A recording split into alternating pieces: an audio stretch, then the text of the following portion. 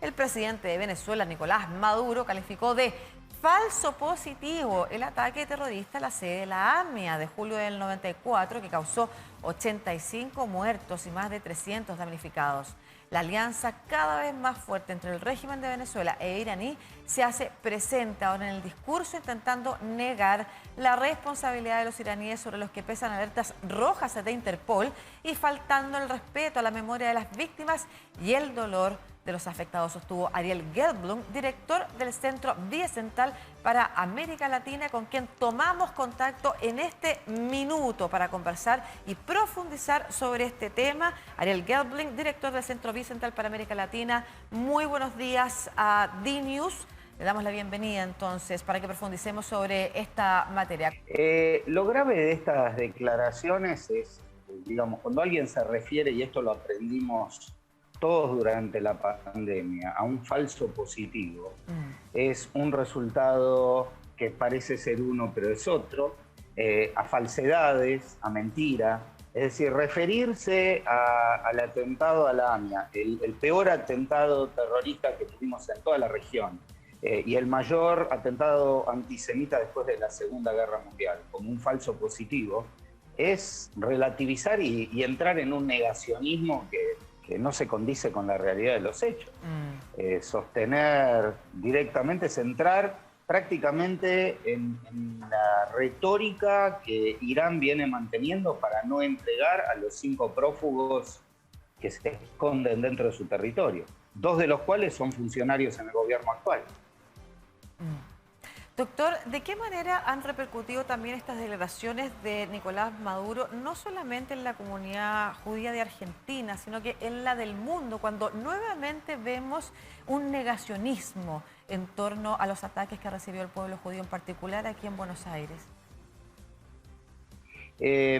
Lucía, me permito aclarar que, digamos, el ataque a la AMIA no fue un ataque a la comunidad judía, fue el centro de la comunidad judía, pero fue un ataque terrorista, yo diría, a la Argentina y a la región. Claro que sí. Es la presencia del terrorismo queriendo dividirnos, queriendo sostener que es contra un sector en particular, pero, digamos, fue aprovecharse de que la región no está preparada, no estaba preparada hace 28 años y tampoco sigue preparada hoy para hacer frente al terrorismo, porque han pasado los años y la región sigue sin prepararse para lo mismo.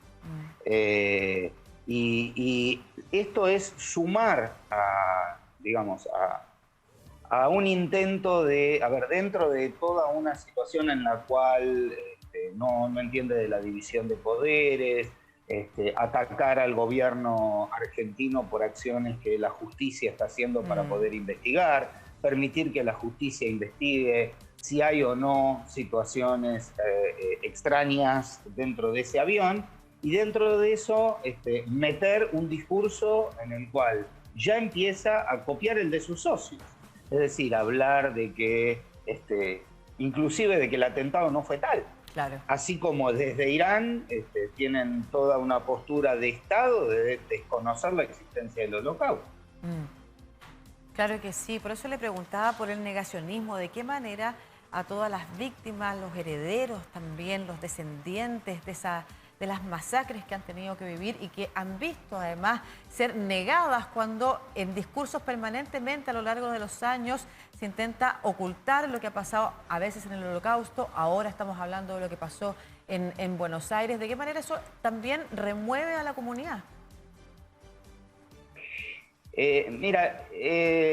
Sigo sosteniendo que a todo el mundo, cuando escucha un discurso negacionista, no solo niega lo sucedido, sino que está dispuesto a que vuelva a suceder. Y está reivindicando el ataque. Es decir, fíjate que el negacionismo del Holocausto existe desde sectores de ultraderecha que gustosamente volverían a hacerlo. Y cuando desde Irán están sosteniendo de que el Holocausto no existió o sí existió pero no fue tal, están justificando un eventual genocidio contra judíos en cualquier lado del mundo otra vez. Y el ataque a la AMIA es una muestra clara y concreta de eso. así como lo hicieron en la Embajada de Israel en el 92 y lo volvieron a hacer en el 94. Y atacaron un avión en Panamá, y esto fue todo en toda la región, digamos. Al día siguiente del atentado de la AMIA, también hubo un atentado de Hezbollah en un avión en Panamá, del que tampoco se habla demasiado, y fueron todos atentados en aquella época. Y sostener hoy de que fue un autoatentado y empezar a meter dudas sobre la existencia del mismo, quien está absolutamente asociado con aquellas personas que podrían tranquilamente volver a hacerlo, y de hecho estamos hablando de que se está investigando si hay nexos o no de los tripulantes del avión con alguna organización terrorista, es un círculo vicioso donde prácticamente queda en claro de qué están hablando. Es muy importante lo que usted señala, doctor, porque cuando habla no solamente de que este es un atentado contra la comunidad judía, por ejemplo, en Argentina, sino que contra el mundo, ¿no es cierto? Lo mismo con el Holocausto. Y luego también precisa en que con el negacionismo nos estamos exponiendo a discursos que toman también otros sectores, usted dice como la ultraderecha, que lo que demuestran es que esto podrían volver a hacerlo si quisieran. Estamos hablando también del peligro de reivindicar dictaduras, de negar efectivamente crímenes de lesa humanidad importantes, graves, como son todos los que han ocurrido en el mundo y están documentados. Hoy esa reflexión está particularmente más patente. Negacionistas hay siempre, en todas las dictaduras inmediatamente surgen sus propios negacionistas. Todas las dictaduras se han ocupado por ocultar sus propios crímenes frente a los demás o mostrarlos de una forma diferente. E inclusive todos aquellos que tienen este tipo de políticas, es decir, la distorsión que hoy Putin está llevando adelante en sus ataques contra Ucrania, en la comunicación, también tienen que ver con esto. Es decir, echarle la culpa a aquellos que sufren el ataque de lo que ellos están intentando hacer es parte de este discurso. El odio y el discurso negacionista es ambidextro, o sea, no es patrimonio de la ultraderecha, claro, sino que tiene que ver con los perpetradores de estas barbaridades, provengan del lugar donde provengan.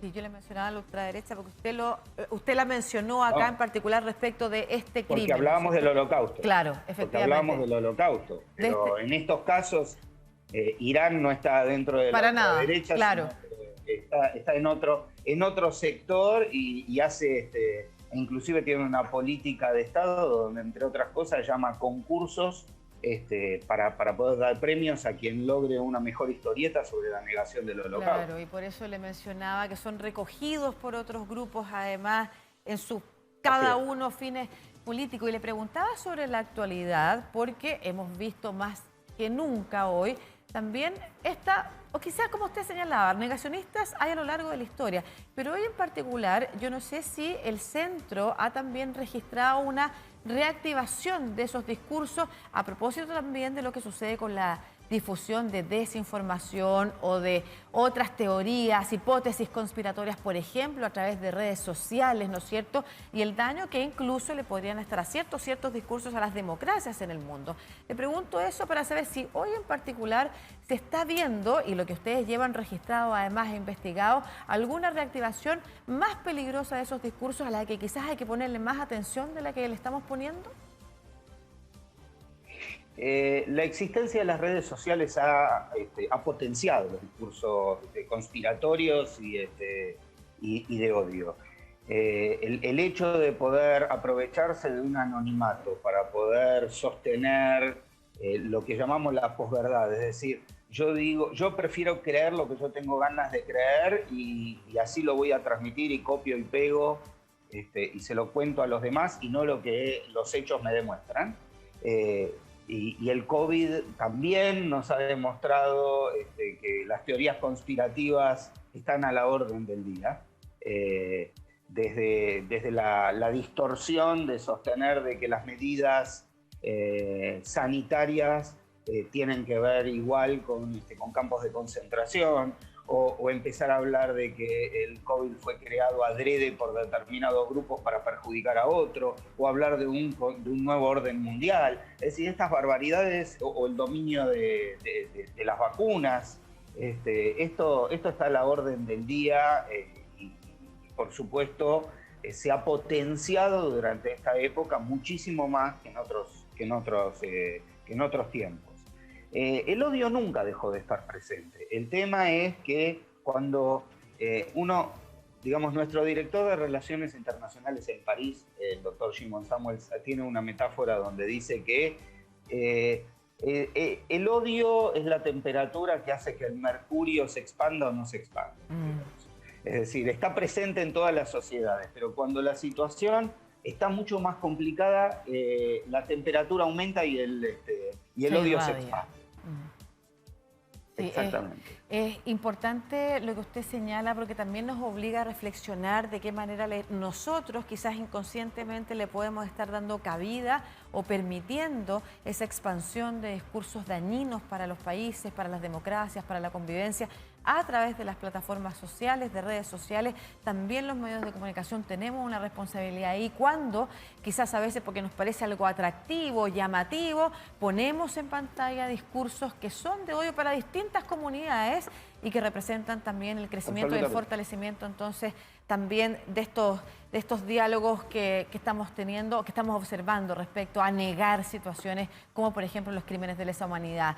Doctor, para cerrar esta conversación le quiero pedir que volvamos a Argentina y lo que está pasando entonces, ¿qué se espera de precisamente algo que usted mencionaba, ¿no es cierto? Hay separación de Estado, algo que Nicolás Maduro no entiende, hay separación de poderes de Estado en Argentina, entonces una cosa es el gobierno y otra cosa es lo que llevan los tribunales de justicia. Y entonces, ¿qué es lo que se puede esperar y qué es lo que se está viendo en torno a las investigaciones en relación a este avión iraní venezolano y a sus tripulantes? La realidad es la siguiente. Cuando al principio de la charla hablábamos de que todas nuestras naciones no se han preparado para enfrentar el terrorismo, recordemos que la aparición de este avión, de casualidad, por un tema de que le faltaba combustible y tuvo que volver porque Uruguay no lo dejaba entrar, empieza a saltar y a haber un montón de irregularidades.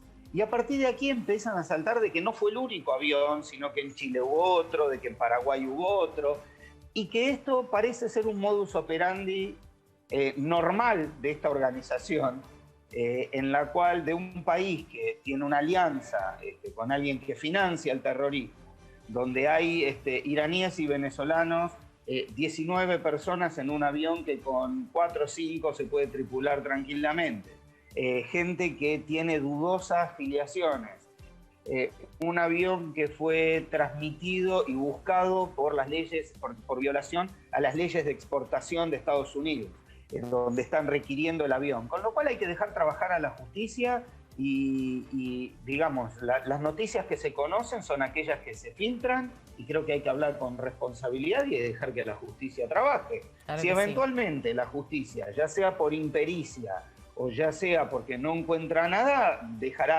entregará el avión y los dejará libres, y si no, actuará en lo que tenga que actuar. Claro que sí, y recordemos además que bastante se ha tardado también la justicia y las investigaciones en aclarar y encontrar a quienes estuvieron detrás de los atentados ocurridos en Argentina, tanto contra la Embajada de Israel como contra la AMIA, y que el contexto además en el que estamos teniendo esta conversación es a pocas semanas de que se revelara la investigación que hizo la agencia de inteligencia israelí, el Mossad, respecto a cómo Irán y Hezbolá podrían estar involucrados entonces también en estos atentados. Muchas gracias, doctor Ariel Gelblum, director del Centro Simon Wiesenthal para América Latina, por esta conversación. Un agrado. Muchas gracias, Lucía, a tus órdenes.